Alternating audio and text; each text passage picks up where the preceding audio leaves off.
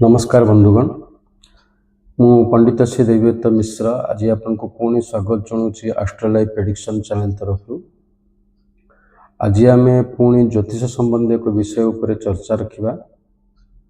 चर्चार विषयटी हूँ चंद्र और केतुर संयोग। चंद्र एवं केतु जदि जातक कौन प्रकार संपर्क स्थापन कर अर्थात चंद्र सहित केतु सांगरे अच्छी किंबा चंद्रंकर द्वितीय केतु अच्छी किंबा चंद्रंकर त्रिकोण केतु अच्छी किंबा चंद्रंकर सप्तम केतु अच्छी ताहले एभली स्थिति रे कौन फलाफल हम। चंद्र और केतुर संयोग को अनेक जगार कुपरिणाम दिए बोली कहुच्छी। पिशाच जोग मुख जोग ये प्रकार विभिन्न भयंकर नामकरण दे लोकों मन रे भय सृष्टि कराउछि।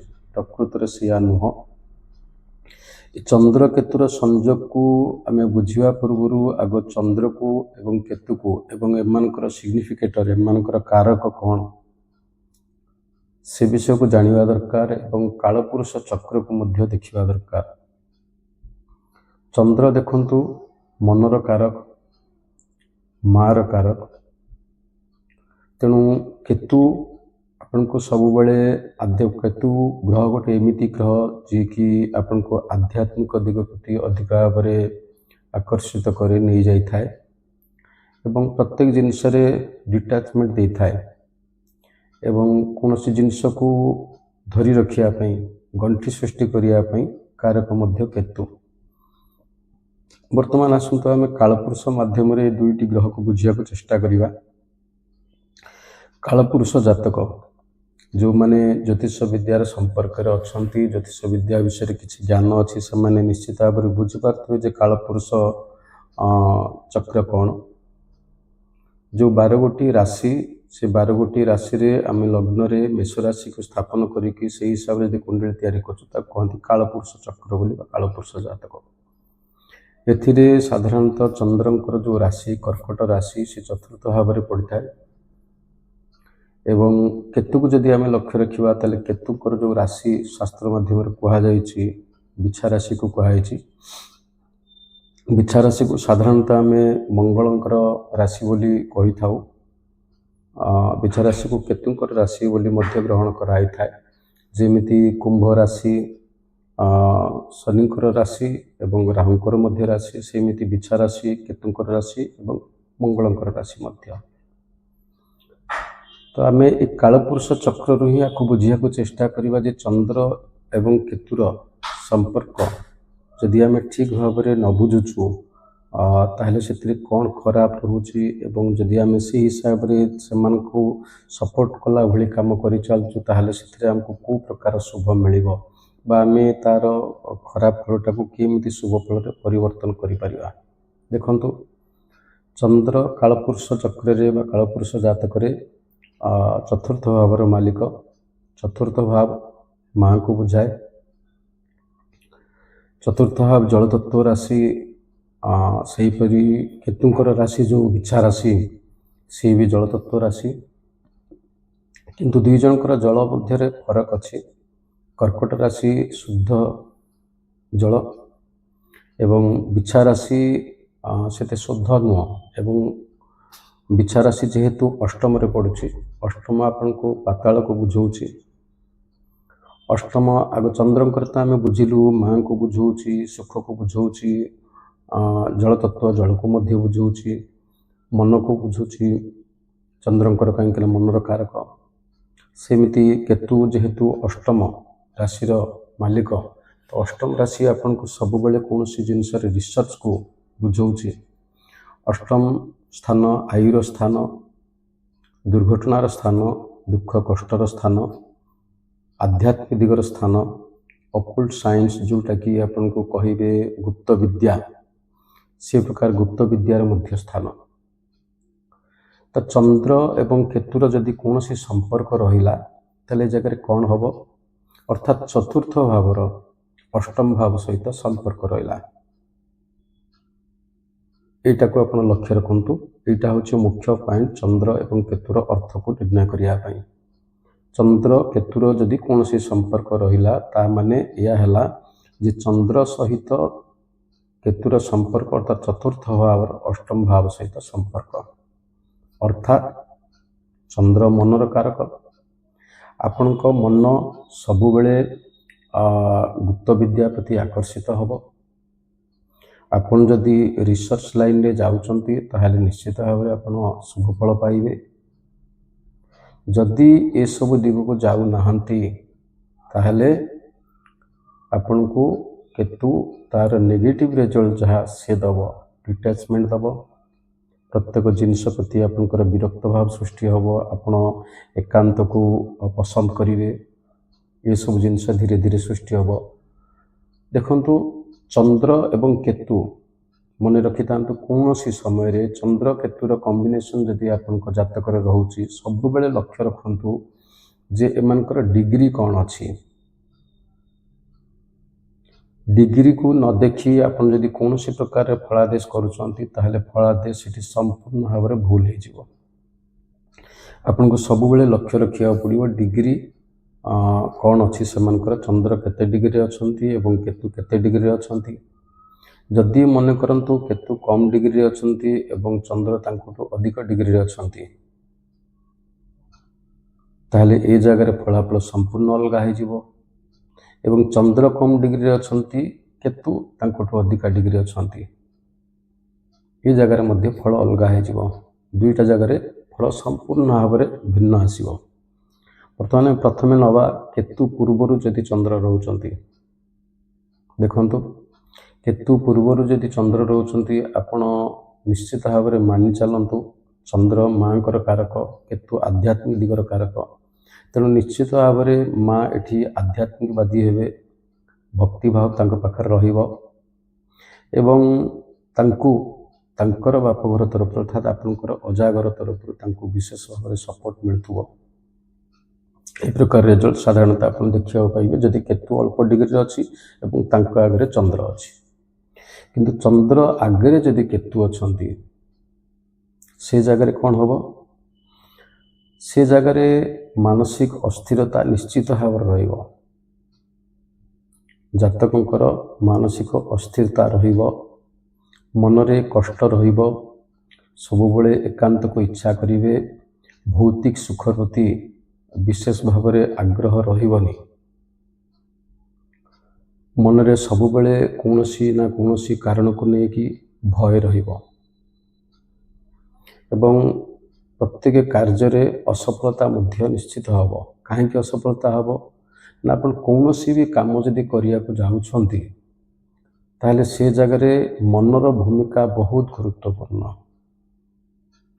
ଆପଣ ଯଦି ମାନସିକ ସ୍ଥିତିରେ ସୁଦୃଢ଼ ଅଛନ୍ତି ଏବଂ ସେଇଭଳି ସୁଦୃଢ଼ ହୋଇ କୌଣସି କାମ କରିବାକୁ ଯାଉଛନ୍ତି ତାହେଲେ ଆପଣ ସେଠି ନିଶ୍ଚିତ ସଫଳତା ପାଇବେ। କିନ୍ତୁ ଯଦି ମାନସିକ ଅବସ୍ଥାରେ ଆପଣ ଦୁର୍ବଳ ଅଛନ୍ତି, ମାନସିକ ସ୍ଥିତିରେ ଆପଣ ଦୁର୍ବଳ, ତାହେଲେ ଆପଣ ଯେକୌଣସି କାମ କରିବାକୁ ଯାଆନ୍ତୁ ନା କାହିଁକି, ଆପଣଙ୍କ ପଛରୁ ଯେତେ ସପୋର୍ଟ ମିଳୁନା କାହିଁକି, ଆପଣ କେବେ ବି ସଫଳ ହୋଇପାରିବେନି। ତେଣୁ ଚନ୍ଦ୍ରମା ଏବଂ କେତୁର ସଂଯୋଗରେ ଯେହେତୁ ଚନ୍ଦ୍ରମା କେତୁର ଏନର୍ଜିକି ସମ୍ଭାଳି ପାରନ୍ତିନି, ଦୁର୍ବଳ ହେଇଯାଆନ୍ତି, ସେ ଜାଗାରେ ଆପଣ କାର୍ଯ୍ୟରେ ଅସଫଳ ହେବା ସୁନିଶ୍ଚିତ। କାହିଁକି ନା ଆପଣ ମାନସିକ ସ୍ଥିତିରେ ଦୁର୍ବଳ ହେଇଯିବେ। ଦ୍ୱିତୀୟରେ ଚନ୍ଦ୍ର ଆଗରେ କେତୁ ସାଧାରଣତଃ ମାଙ୍କର ସ୍ଥିତି ମଧ୍ୟ ଭଲ ରଖେନି। ପ୍ରାୟ ମାଙ୍କୁ ମାନସିକ ଦୁଶ୍ଚିନ୍ତା ରହିଥାଏ, ଡିପ୍ରେସନ୍ ରୁହେ। ତ ବର୍ତ୍ତମାନ ଆମେ ଚିନ୍ତା କରିବା ଏସବୁ ଦିଗରୁ ଆମେ ମୁକ୍ତି ପାଇବା କେମିତି, ୟାର ଉପାୟ କ'ଣ ଅଛି? ଉପାୟ ତ ଏମିତି ବହୁତ ଦେଉଛନ୍ତି, ଷ୍ଟୋନ୍ ଦେଉଛନ୍ତି, ରତ୍ନପଥର ବ୍ୟବହାର କରିବା ପାଇଁ ଦେଉଛନ୍ତି, ପୂଜାପାଠର ବ୍ୟବସ୍ଥା ଦେଉଛନ୍ତି।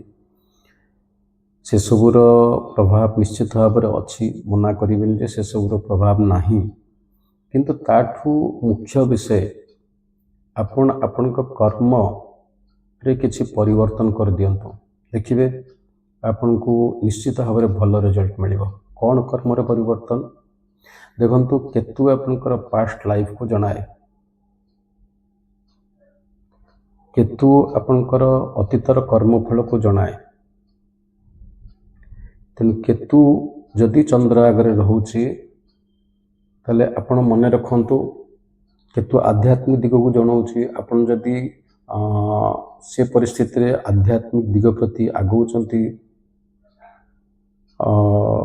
ଜ୍ୟୋତିଷ ଶିକ୍ଷା କରୁଛନ୍ତି, କାହିଁକିନା ଜ୍ୟୋତିଷ ମଧ୍ୟ ଗୋଟେ ଗୂଢ଼ ବିଦ୍ୟା, ଗୁପ୍ତ ବିଦ୍ୟା ବୋଲି କୁହାହେଉଛି, କିମ୍ବା କୌଣସି ପ୍ରକାର ଗୁପ୍ତ ବିଦ୍ୟା ପ୍ରତି ଯଦି ଆପଣ ଆକର୍ଷିତ ହେଉଛନ୍ତି କିମ୍ବା ଶିକ୍ଷା ନେଉଛନ୍ତି, ଯୋଗ ପ୍ରାଣାୟାମ ଏସବୁ ପ୍ରତି ବିଶେଷ ଭାବରେ ଆକର୍ଷିତ ହେଉଛନ୍ତି, ମେଡ଼ିଟେସନ୍ ରେଗୁଲାର କରୁଛନ୍ତି, ତାହେଲେ ଆପଣ ବହୁତ ପରିମାଣରେ କେତୁର କୁଫଳରୁ ସୁରକ୍ଷିତ ରହିବେ। କେତୁ ଦେଖନ୍ତୁ ଯେକୌଣସି ଗୋଟିଏ ଜାଗାରେ ଡିଟାଚମେଣ୍ଟ ଦେଇଥାଏ, ଆପଣଙ୍କ ମନରେ ବୈରାଗ୍ୟ ଭାବ ସୃଷ୍ଟି କରେ। ଯଦି କୌଣସି ପ୍ରକାରରେ ଆପଣ ସମାଜ ସହିତ ମିଶୁନାହାନ୍ତି, ସବୁବେଳେ ଏକାନ୍ତ ଭାବରେ ରହୁଛନ୍ତି, ତାହେଲେ କେତୁ ସେ ଜାଗାରେ ଆପଣଙ୍କୁ ନେଗେଟିଭ୍ ରେଜଲ୍ଟ ଦେବ। ତେଣୁ ଯେଉଁମାନଙ୍କ ଜାତକରେ ବି ଚନ୍ଦ୍ର ଆଉ କେତୁର କମ୍ବିନେସନ୍ ଅଛି, ସେମାନେ ସାମାଜିକ ଅବସ୍ଥାରେ ଅର୍ଥାତ୍ ସାମାଜିକ ସ୍ଥିତିରେ ସେମାନଙ୍କର ସୁଧାର ଆଣିବା ଦରକାର, ଲୋକଙ୍କ ସହିତ ମିଶିବା ଦରକାର, ଏକାନ୍ତରେ କେବେ ବି ରହିବା ଉଚିତ ନୁହଁ। ଯଦି ସେମାନେ ଏକାନ୍ତରେ ରହୁଛନ୍ତି ତାହେଲେ କେତୁର କୁଫଳ ସେମାନଙ୍କୁ ନିଶ୍ଚିତ ଭାବରେ ମିଳିବ। କେତୁ ଦୁଃଖର କାରଣ, କଷ୍ଟର କାରଣ, ଯେମିତି କହିଲି କେତୁଙ୍କର ରାଶି ହେଉଛି ଅଷ୍ଟମ ଭାବରେ ପଡ଼ୁଛି କାଳପୁରୁଷରେ, ତେଣୁ ଦୁଃଖ କଷ୍ଟର କାରଣ ମଧ୍ୟ ସିଏ। ତେଣୁ ଯଦି ଆପଣ ଦୁଃଖ କଷ୍ଟ ସହିତ କୌଣସି ପ୍ରକାର ସମ୍ପର୍କ ରଖୁଛନ୍ତି, ଅର୍ଥାତ୍ ଅନ୍ୟମାନଙ୍କର ଦୁଃଖ କଷ୍ଟକୁ ଯଦି ଶୁଣୁଛନ୍ତି, ଅନ୍ୟମାନଙ୍କର ଦୁଃଖ କଷ୍ଟରେ ଯଦି ଆପଣ ସହଯୋଗ କରୁଛନ୍ତି, ତାହେଲେ ମଧ୍ୟ କେତୁ ଆପଣଙ୍କୁ ପଜିଟିଭ୍ ଏନର୍ଜି ଦେବ, ପଜିଟିଭ୍ ରେଜଲ୍ଟ ଦେବ। ସବୁଠୁ ବଡ଼ ଇମ୍ପୋର୍ଟାଣ୍ଟ କଥା ହେଲା, ଆମେ କେତୁ ଚନ୍ଦ୍ରର ଫଳାଦେଶ ଯେତେବେଳେ କରୁ, ପ୍ରଥମରୁ ମୁଁ କହିଲି ଯେମିତି ଆମେ ଡିଗ୍ରୀକି ସାଧାରଣତଃ ଭୁଲି ଯାଇଥାଉ, ଖାଲି ଏମିତି ଚନ୍ଦ୍ର କେତୁର କମ୍ବିନେସନ୍ ଅଛି, ଚନ୍ଦ୍ର ଆଗରେ କେତୁ ଅଛି, ଗୋଟେ ଭୟଙ୍କର ଯୋଗ ହୋଇଗଲା, ମାନସିକ ସ୍ଥିତି ଆପଣଙ୍କର ବିଗିଡ଼ିଯିବ, ପିଶାଚ ଯୋଗ ହୋଇଯିବ, ଏମିତି କହିଦେଉ। ସେମିତି ନୁହଁ, ତାକୁ ଦେଖିବା ପୂର୍ବରୁ ଡିଗ୍ରୀ ଦେଖିବାକୁ ପଡ଼େ। ବିନା ଡିଗ୍ରୀରେ କୌଣସି ସଠିକ୍ ଫଳାଦେଶ କରିବା ଆଦୌ ହିଁ ସମ୍ଭବ ନୁହଁ, ଉଚିତ ବି ନୁହଁ।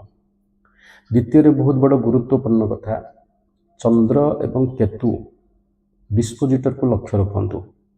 ଏମାନଙ୍କର ଡିସ୍ପୋଜିଟର ଯଦି ଭଲ ସ୍ଥିତିରେ ଅଛନ୍ତି, ଡିସ୍ପୋଜିଟର ଅର୍ଥାତ୍ ରାଶି ସ୍ୱାମୀ, ଯଦି ଏମାନେ ଭଲ ସ୍ଥିତିରେ ଅଛନ୍ତି, ତାହେଲେ ମଧ୍ୟ ଆପଣଙ୍କୁ ଚନ୍ଦ୍ର କେତୁର କୁଫଳ ଆପଣଙ୍କୁ ମିଳିବନି। କିମ୍ବା ଚନ୍ଦ୍ର କେତୁ ସାଙ୍ଗରେ ଯଦି କୌଣସି ପ୍ରକାରରେ ବୃହସ୍ପତିଙ୍କର ସମ୍ପର୍କ ଆସିଯାଉଛି କିମ୍ବା ଶନିଙ୍କର ଦୃଷ୍ଟି ମଧ୍ୟ ରହୁଛି, ଲକ୍ଷ୍ୟ ରଖନ୍ତୁ। ଆଗେ ଆମେ ବୃହସ୍ପତିଙ୍କର ଦୃଷ୍ଟି ଉପରେ ଚର୍ଚ୍ଚା ରଖିବା। ବୃହସ୍ପତିଙ୍କର 3ଗୋଟି ଦୃଷ୍ଟି, ସପ୍ତମ, ପଞ୍ଚମ, ନବମ। ଯଦି ପଞ୍ଚମ କିମ୍ବା ନବମ ଦୃଷ୍ଟି ରହୁଛି, ତାହେଲେ ମଧ୍ୟ ଆପଣ ମାନି ଚାଲନ୍ତୁ ଚନ୍ଦ୍ର କେତୁଙ୍କର ଯେଉଁ କୌଫଳ ସେ ଆପଣଙ୍କୁ ମିଳିବନି, ବରଂ ଆପଣଙ୍କୁ ସୁଫଳ ମିଳିବ। କାହିଁକି ନା ବୃହସ୍ପତି ଆଉ କେତୁ ଏବଂ ଚନ୍ଦ୍ର ଏମାନଙ୍କର କମ୍ବିନେସନ୍ ଗୋଟେ ଉତ୍ତମ ସାଧକ ଯୋଗ ତିଆରି କରିଥାଏ, ଯାହାଫଳରେ କି ଆପଣ ବହୁତ ଆଧ୍ୟାତ୍ମିକବାଦୀ ହେବେ, ଆପଣଙ୍କ ପ୍ରତି ସଚ୍ଚୋଟତା ରହିବ, ଆପଣ ସବୁବେଳେ ସତ୍ ମାର୍ଗରେ ଯିବା ପାଇଁ ଚେଷ୍ଟା କରିବେ, ଏସବୁ ଗୁଣ ଆପଣଙ୍କୁ ରହିବ। ଏଠି ମୁଁ ବୃହସ୍ପତିଙ୍କର ସପ୍ତମ ଦୃଷ୍ଟି ଏଥିଲାଗି ନେଲିନି, ବୃହସ୍ପତିଙ୍କର ଯଦି ଆମେ ସପ୍ତମ ଦୃଷ୍ଟି ନେଉଛୁ, ଅର୍ଥାତ୍ କେତୁଙ୍କ ଉପରେ ଯଦି ବୃହସ୍ପତିଙ୍କର ଦୃଷ୍ଟି ରହୁଛି ଆମେ ଦେଖୁଛୁ ଏବଂ ବୃହସ୍ପତିଙ୍କର ସପ୍ତମ ଦୃଷ୍ଟି କେତୁ ଉପରେ ରହୁଛି, ତାହେଲେ ସେଠି ବୃହସ୍ପତିଙ୍କ ସହିତ ରାହୁଙ୍କର କମ୍ବିନେସନ୍ ରହିବ, କାହିଁକିନା କେତୁଙ୍କର ସପ୍ତମରେ ମଧ୍ୟ ରାହୁ ରୁହନ୍ତି, ସବୁବେଳେ ରାହୁ କେତୁ ପରସ୍ପର ସପ୍ତମରେ ରହନ୍ତି। ତେଣୁ ବୃହସ୍ପତିଙ୍କର ଯେହେତୁ ଉପରେ ରାହୁଙ୍କର ପ୍ରଭାବ ରହିବ, ସେଥିଲାଗି ସପ୍ତମ ଦୃଷ୍ଟି ଏଠି ନେଉନାହିଁ, କେବଳ ପଞ୍ଚମ ନବମ ଦୃଷ୍ଟିକୁ ଲକ୍ଷ୍ୟ ରଖନ୍ତୁ। ଯଦି ପଞ୍ଚମ ନବମ ଦୃଷ୍ଟି କୌଣସି ପ୍ରକାର ବୃହସ୍ପତି ଉପରେ ସମ୍ପର୍କରେ ରହୁଛି, ଦୃଷ୍ଟି ରହୁଛି ଏବଂ ଚନ୍ଦ୍ର ତାଙ୍କ ସହିତ କୌଣସି ପ୍ରକାର ସମ୍ପର୍କରେ ରହୁଛନ୍ତି, ତାହେଲେ ଗୋଟେ ଉତ୍ତମ ସାଧକ ଯୋଗ। ଏବଂ ୟାଙ୍କ ସହିତ ଯଦି ଶନିର କୌଣସି ପ୍ରକାର ସମ୍ପର୍କ ମଧ୍ୟ ରହୁଛି, ତାହେଲେ ମାନିକି ଚାଲନ୍ତୁ ସେ ବ୍ୟକ୍ତି ସବୁବେଳେ ଆଧ୍ୟାତ୍ମିକ ଦିଗ ପ୍ରତି ଆଗ୍ରହୀ ହେଇକି ରହିବ, ଆଧ୍ୟାତ୍ମିକ ଦିଗରେ ପରିଚାଳିତ ହେବ ଏବଂ ସେ ଗୋଟେ ଉଚ୍ଚକୋଟୀର ସାଧକ ହେବ। ସାଧକ ମାନେ ନୁହଁ କେଉଁ ହିମାଳୟରେ ରହିଯିବେ, ସେମିତି ନୁହଁ।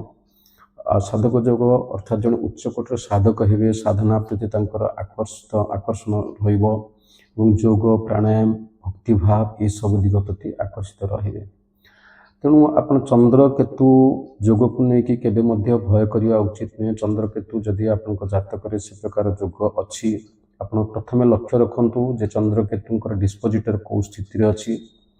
ଦ୍ୱିତୀୟରେ ଆପଣ ଲକ୍ଷ୍ୟ ରଖନ୍ତୁ ଚନ୍ଦ୍ର ଆଗରେ କେତୁ ନା କେତୁ ଆଗରେ ଚନ୍ଦ୍ର, ୟାକୁ ବି ଲକ୍ଷ୍ୟ ରଖନ୍ତୁ।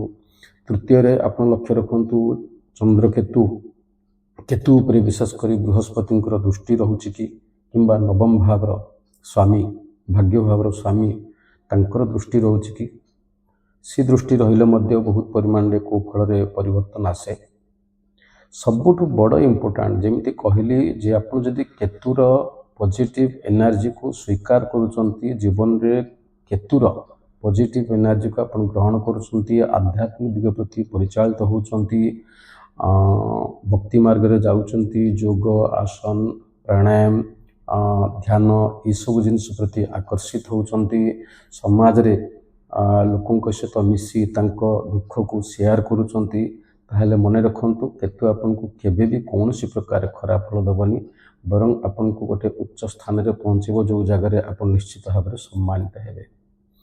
ନିଜ ନିଜ ଜାତକରେ ଆପଣ ଦେଖନ୍ତୁ, ଆପଣଙ୍କ ପରିବାର ଜାତକରେ ଦେଖନ୍ତୁ ଚନ୍ଦ୍ର କେତୁର କୌଣସି କମ୍ବିନେସନ୍ ଅଛି। ଯଦି ଅଛି ତାହେଲେ ଏ ପ୍ରକାର ନିଜର କାର୍ଯ୍ୟଶୈଳୀରେ ପରିବର୍ତ୍ତନ କରନ୍ତୁ, କିମ୍ବା ଯାହାର ଅଛି ତାଙ୍କୁ ମଧ୍ୟ ପରିବର୍ତ୍ତନ କରିବା ପାଇଁ କୁହନ୍ତୁ। ଦେଖିବେ ନିଶ୍ଚିତ ଭାବରେ ଆପଣଙ୍କୁ ଭଲ ଫଳ ମିଳିବ। ଆଜିର ବିଷୟଟି ଆଶା ରଖୁଛି ଆପଣମାନଙ୍କୁ ନିଶ୍ଚିତ ଭାବରେ ଭଲ ଲାଗିବ। ଯଦି ଭଲ ଲାଗିଲା ତାହେଲେ ଚ୍ୟାନେଲକୁ ଲାଇକ୍, ସେୟାର ଏବଂ ସବସ୍କ୍ରାଇବ୍ କରିବେ। ନମସ୍କାର।